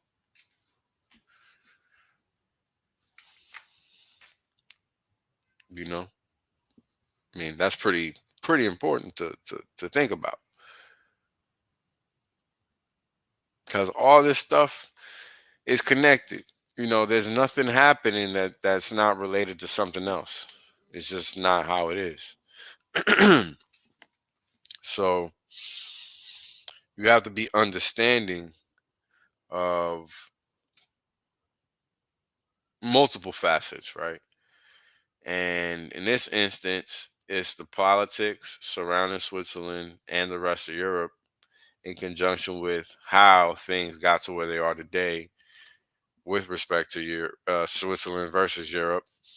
And I don't really mean with respect to how they are today presently in Switzerland, because, you know, secrecy banking laws have really been obliterated ever since the economic crisis of 2008-9, right? And we can kind of see that playing out with the downtrend in the value of the Swiss franc. Now, the thing about it is that they initiated this, and by they I mean the Swiss National Bank, their central bank, because they couldn't afford this overvaluation. So they had to impose this devaluation on the market. And I mean, if you look at this candle here, this is 2015, I think January or July, or January 2015. So many hedge funds went bust because everybody thought, you know, this is 21 days per candle. So when you zoom into this candle here, it doesn't look like just one big ass candle. It looks like there's a big trend going on. So people got wiped out because, as you guys can see, this candle is pretty big. All right, let's take stock as to the range of this candle. Just this one candle alone. And the one candle alone is 20% movement in the currency, which is huge. That's huge. I mean, that's like 10x in, I don't even know. That's just huge. I mean, in 1 month, that's in 1 month. 21 days, not even 3 weeks. Because currencies trade 25, 24, 5, 24, 5. So 2,500 pips. If you're in the FX, you know what I just said. That's equivalent to 2,500 ticks. So do with that information what you will, but that's what that is. So ever since the crisis, you know, they've been pushing the value of this currency down. It's basically their mandate. They need to do it. That's how they stave off the risk monsters in the market. But we all know that's not going to last forever. Because, you know, what's going to happen with the dollar? How do people benefit from the value of the dollar being high? Who benefits from that? You know, dollar holders benefit from that because they can exchange these dollar units for cheaper goods in dollar terms, right? And maybe the exchange rate value differential, if they convert it into another currency, that good is greater than, because that good has more value in that jurisdiction. So there's a lot of ways to play this game. You know, it's not just on the charts. And you know, it takes a little time and experience to gain that understanding of what is going on in the world. Because there's a lot of ways to slice and dice this cake. Right. And when we look at the dollar, right, it's making a relatively huge move in a short period of time. Right, let's go from low to recent high. Yeah, about 2%, 1 3/4. Right, that's pretty huge for the dollar in a matter of days. Right, 3 weeks. You know, it's not often that it moves that much in 3 weeks. So, you know, what do you make of that? It's not even 3 weeks. It's been 2 weeks. Not even. It's been a week. What the hell? It's actually been like 10 days and it did all of that. I don't know what the hell that thing was measuring. Anyway, but you guys get the point. right? The dollar's been freaking, and that's impacting all other markets, right? This is a daily candle. So you've been getting equities that go up with the dollar.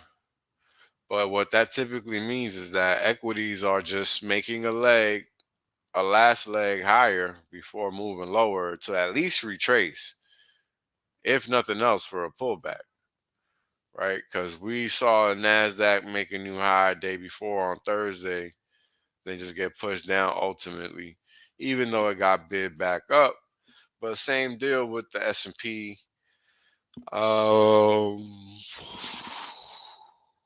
I think 305. Yeah.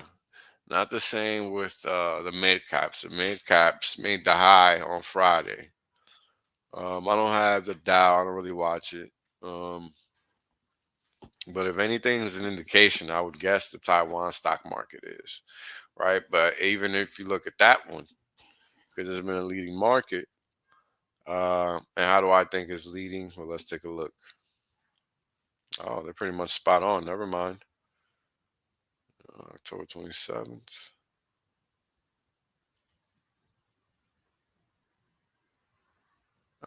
It's even a couple of days later. It actually did a divergence, which the NASDAQ didn't do. And I'm pretty sure the S&P didn't either. I mean, actually, yeah, it did. Did a better one than the Taiwanese stock market. It definitely a cleaner one than the mid cap. But again, Chinese stocks have been ripping. You know, I think I told you guys about this a while back. This is one of my favorite trades for 2024. If it is able to continue to break the bearish structures, which this is the next level up here. Same deal with this one. It's just a different variation. You just want to keep it making progressive moves higher. It's ultimately what it is. Here we have interest rates again catching a bid because people understand what's happening in the economy and just the reality of how rates work nowadays and how big that market is, because the interest rate market is huge, right? We're just looking at one corner of the market right now at the 30-year T-bond futures. Like, we're just looking at one slice. Okay. And that one slice is a representation of a specific risk point along the timeline. And that's why the price moves so much different out there, because the interest rate effects are more impacted and more felt the further out you go in the distance of time. So if you're looking at a contract that's covering 30 years, you see a range of 107 to 127, right? That's like 20 points. 125, 126, right? It's like 20 points. If you go to a front month, or I'm sorry, like a 2-year contract, what's the range? The range is 101, 102 to 103 and a half. 1.5 points. Right? Not really much price action there relative to the 30-year. Right? And that's the difference in between the long end of the curve at 30 years versus 2 years, which is known as the front end of the curve. And the curve goes all the way down to cash management bills, which are like 7-day bills, you know, like it's goes to a week, goes to 3 weeks, I think, and so on and so forth. I can't remember all the denominations anymore, but I think they're all every week or every odd week. Something like that. I'm gonna wrap this up because this sitting is killing me. I need to go get some runs in. So those are the rates. You know, the rates are gonna find a reason to catch a bid where appropriate.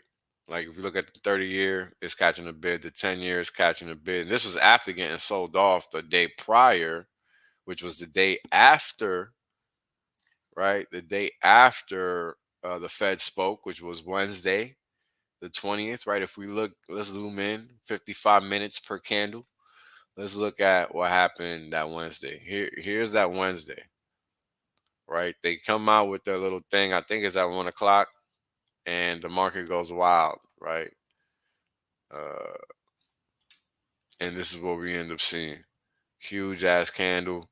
That candle itself has $1,000 worth of price action in P&L terms, and then the candle after it has about $800 worth of P&L action. Now that's huge, because if you look at the other candles, they're not that big, right? This one here has 7 ticks. That's $218 worth of price action in one candle, versus then the following one, which has 9 ticks, $280, right? But I told you 800 and 1,000 in 2 candles back to back, 55-minute candles.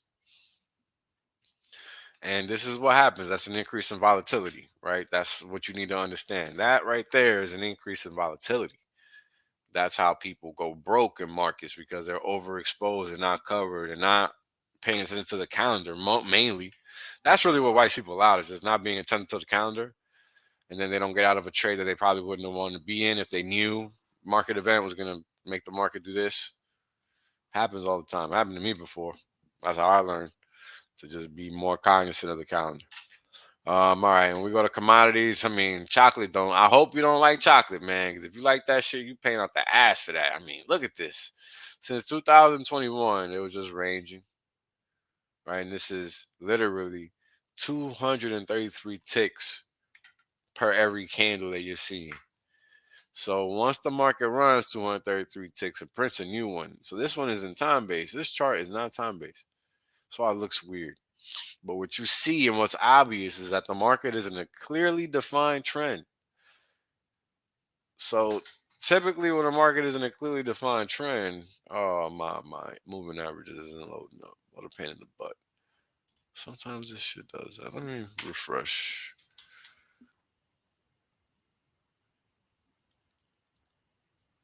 Hard for me to make a point without the tools I need to make it. So let's see if the data wants to load. There we go. So you guys seeing how the orange moving average in conjunction with the Ichimoku cloud kind of helps you keep a nice visual on when and where a good entry might occur, right? Or just based on past price history. You know, it's not really harder than that. But yeah, ultimately, when you have a market that's just, I mean, cruising like this market is cruising. You know, look at this. This thing is just, it's not even coming back to the orange moving average.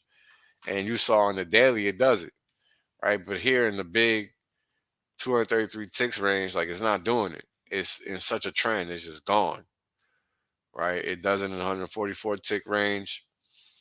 But then you see every time it goes back above, you want to just buy it because it's just going to keep going. And I mean, and that's kind of the trading you want to do as a futures trader. You want the market to just go. You don't really want to be sitting in these trades when it's, you know, not hitting your bank or your market to market every day in a positive fashion. You kind of want to be able to ride the market in a positive fashion if you're long, and in a negative fashion if you're short. So if you were short this market, right, you would want it to be looking like that. So, oh, come on, man. What a pain in my butt. Let me see if nah, it's just gonna invert the scale. All right, whatever. Just make believe it's inverted. That's my point. You wanted to do the same thing in the opposite direction if it is going down. See, just like this. This is milk. Now, for milk, we got to zoom in a little bit. And that's the same idea, right? You want the market to just never really be going against you. You just want it to go with you. So when you're sitting in this, that's when people get tore up from the floor up. You know, it don't matter what the market is, crypto, stocks, futures, yada, yada. it's going to cost you if you're not in the market at the right time. This is feed of cattle, but whatever. That's not really nothing we really eat. That's what other animals eat. But same deal here. Like prices are just high, relatively speaking. But what's funny is they've been higher. So, are we going to break out again? Like it seems like we can see a pullback into some type of support. $2.36 a pound area. These are wholesale prices, $2.50 a pound. But we'll see. This is 8 days per count per candle. The high was after the crisis, 2014, 2015, after the crisis. So that's your dollar at work right there, folks. Just in case you missed that, like that's your dollar at work. So yeah. Hogs. This is 55 days per candle. Looks like they trying to fucking rip. Actually, damn. And the reason I think that is because it made one nasty low here, pulled back here, got bought up, and seems to still be in an upward motion. And this dip happened on a positive read on the indicator. That typically means it's a positive, is going to end up being a positive result to the upside, assuming it breaches structure, right? Because that's the thing about markets. It's critically important to understand that the market has to actually do what you expect it to. If not, you got to get out, because that's what people feel. TA is whatever. If you don't see the market doing, then you doing what you said it was going to do and you stay in, and your TA is irrelevant. Super irrelevant. And that's just what it boils down to, because then what you're doing, you're just holding the bag at that point. And I don't think anybody wants to be holding bags, right? I mean, nobody aims for that. Then when you zoom into the market, what are we seeing? Well, we're seeing we're basically at a almost a year high. We're only a couple weeks away from that, a couple months away from that, relative to the local low. We're almost at a 52-week high. So all these markets just look like they're setting up for some type of fucking huge move. And coffee's no different. Coffee's been like doing that type of thing for a while, where it just trades in these wild ranges. But it just never came back down to 1999 prices. It's just been trading at the 2000, let's see, 2005 support levels, and it really rarely goes near it anymore. So we'll see. Time tells all, but even this market is looking like it's getting ready for a big move up, right? And when you look 55 days out, like you're seeing that structure, like this market really isn't weak, like it's recoiling, right? This is a 55-day. When we zoom into 21 days, this is getting ready to take itself into the positive zone some more, so the further you zoom in, the stronger the move looks on the long term. And that's kind of how you gotta look at markets. You just keep looking in, get an idea of what the predominant trend is, so you don't get caught off sides. You don't want to be short at 185 and then that thing is at 200, because you're not making it. You're gonna get carried out in the bodies bag. You're done. You're gonna get ripped up. Market don't care. So it's just the way it is. Live cattle. Now this is the shit you eat. This is at 3-month highs. No, it's at 52-week highs for sure. Just keep making highs, people. And that's daily. Let's look at the 55-day per candle chart. Woo! This thing is better than gold, apparently. I don't know how it's negative. So we just gonna keep on moving. I don't know enough about that market to be able to even theorize. So we just gonna keep it moving. Orange juice, another one. I mean, these are all things that are like everyday staples for the most part. This is 5 days per candle. And as of now, it looks like it's setting up for a move higher. It could roll over. Let's keep zooming in. That's 5 days. This is 3 days per candle. Now it looks like it's getting ready for another continuation move. It's just some type of bull flag here. So we'll see. We'll see what it does. Sugar probably in the same boat. This is daily. When we zoom out, what do we see? 55 days per candle. Yeah, it's in the upper band, upper half of its range. I think this is 21 cents per pound. I can't even remember the quotes anymore, but I think that's it. Anyways, it's on the upper end of its band of its price range, right? 55 days. It looks like it's getting ready for some type of set a pullback, like everything else has already pulled back before it sets up for a move higher.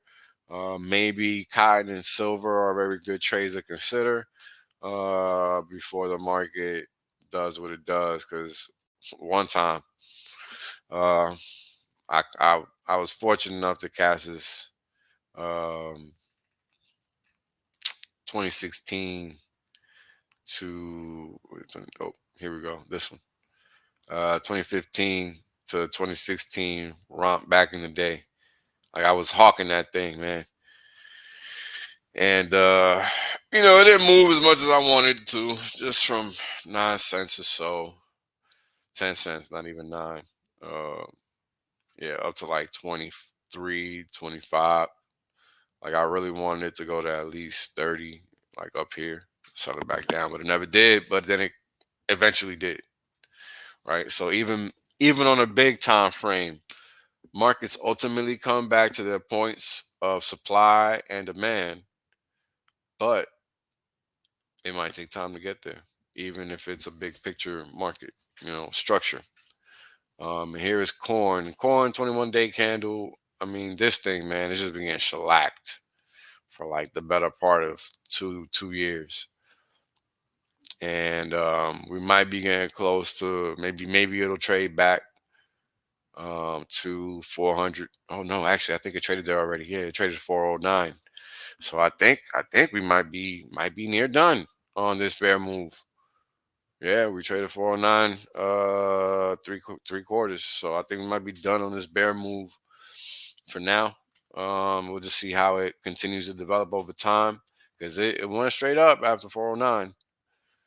But of course, it has to contend with all the bear structure, right? Because all of this is now people that are going to be protecting their shorts. You see? So once they lose the ability to protect their shorts, that's when the market starts ripping and all of that. Oh, same deal.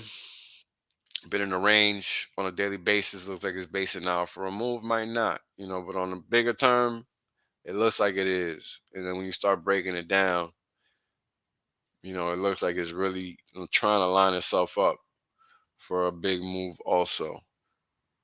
And all these markets, man, they make money. $12.50 a tick. All of these corn, oats, soybeans, wheat, those are all $12.50 a tick. Bean meal, I can't remember what it is. I think it's $10 a tick.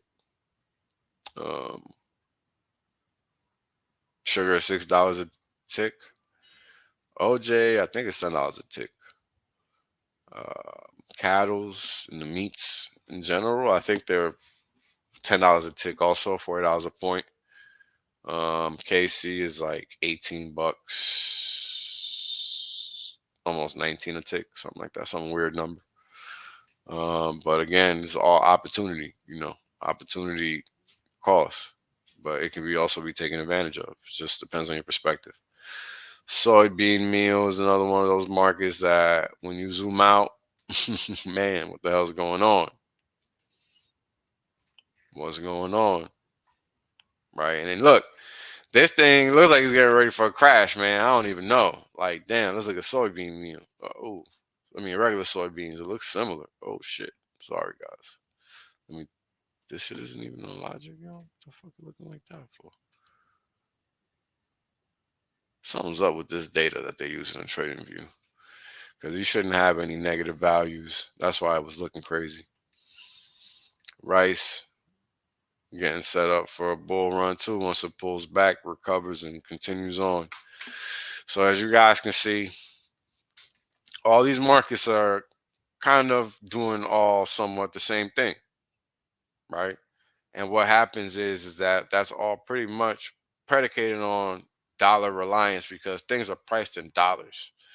But then the messed up thing is let's say you go to some other currency, any other currency, it don't matter. I'm gonna pick something I never looked, Brazilian real. Completely different picture, completely different market. All right, let's look at corn and Brazilian real.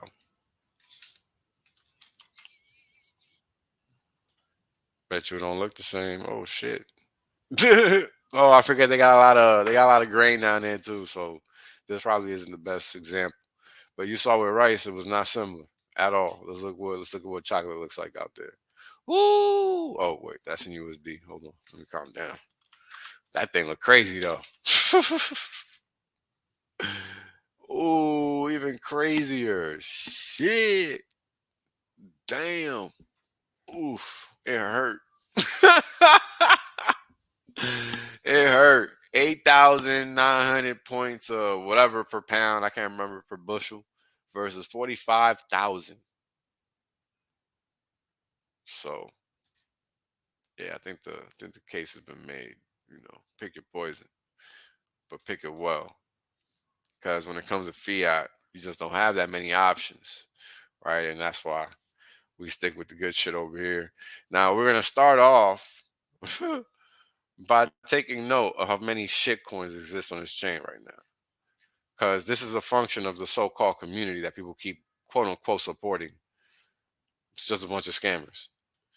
8,850 coins. Now, when we sort by liquidity,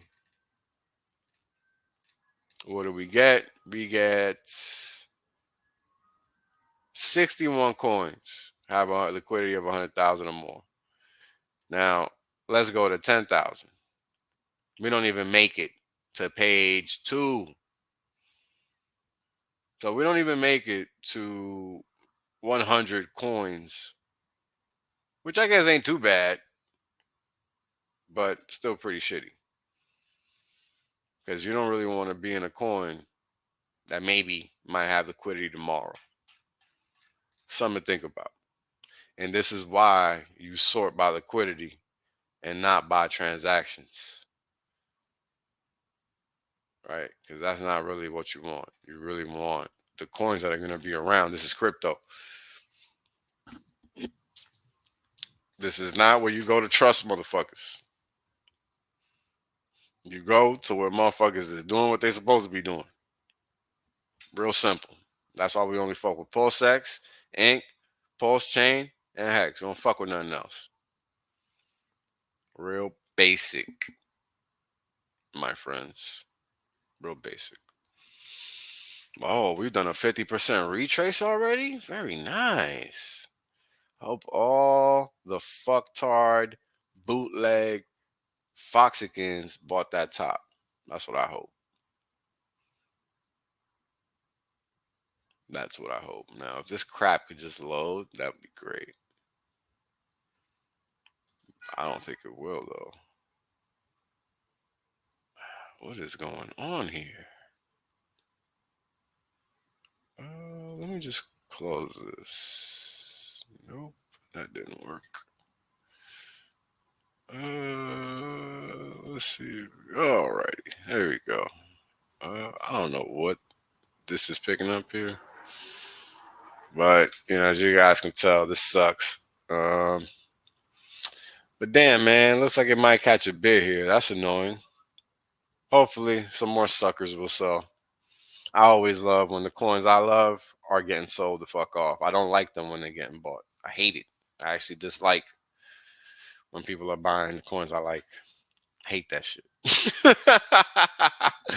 For obvious reasons. It makes it more expensive for me to buy. So, shouldn't be hard to figure out. Yeah, see, none of these coins are getting supported today. They came to buy today, ladies and gents. Not sure what happened, but wish they would stop and sell instead. See, On this channel, we prefer people sell their coins. We preach the logic of why you actually want to be in it, of course. But deep down inside, we don't want you motherfuckers buying like this. We want you motherfuckers to buy sparingly, not act like retards and FOMO in like if there's no tomorrow, which I understand. Should be doing that. Still, it's painful to watch. Let's see what's going on with Ink. Because people just didn't even acknowledge it for a whole year. They're only talking about it now because it went from fucking 30 cents to $10. Because they forgot it traded at hundreds of dollars already. They just forgot. It's all good, man. You know, that's why we stopped talking about that shit in detail. You know, let these motherfuckers fail gracefully online for all to laugh at. I love it. Now let's go check out the hexchart.com and see what eHex is doing. Oh, we saw Pulse Chain? No, I don't think we looked at Pulse Chain. We gotta look at Pulse Chain still. Nice. Oh, amazing. All right. That's exciting. Because again, what's different over there? It's still PEX. So I don't really understand what the hoopla's about. But hey, we'll take the sale, guys. You know, keep selling. Thanks. Yo, where the fuck? It's fucking gay ass coins, yo.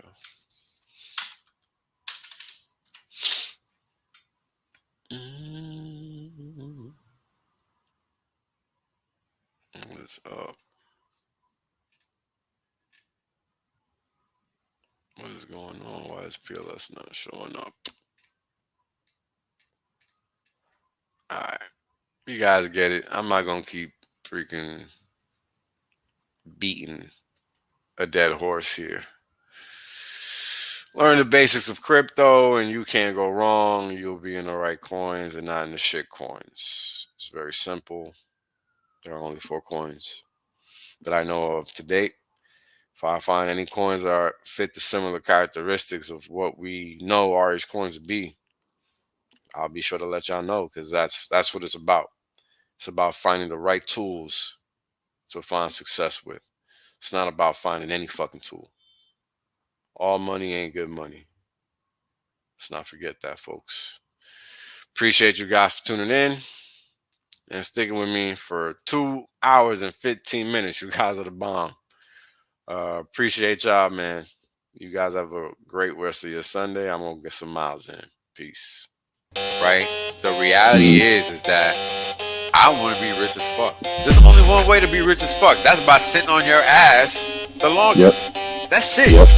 That's the secret. The guy well told you. Richard done told you. I done told you. Kareem done told you. Maddie done told you. Everybody done told you. Everybody done told you. Shit, motherfuckers still acting like they don't know. Appreciate that. Yeah. I appreciate that. 100% safe. There's plenty of games left. Valiant done told you. Yo, everybody said it. Man, hey, you know what it is, man? Everybody done told you. Y'all deep. Everybody. My God. Hex Asians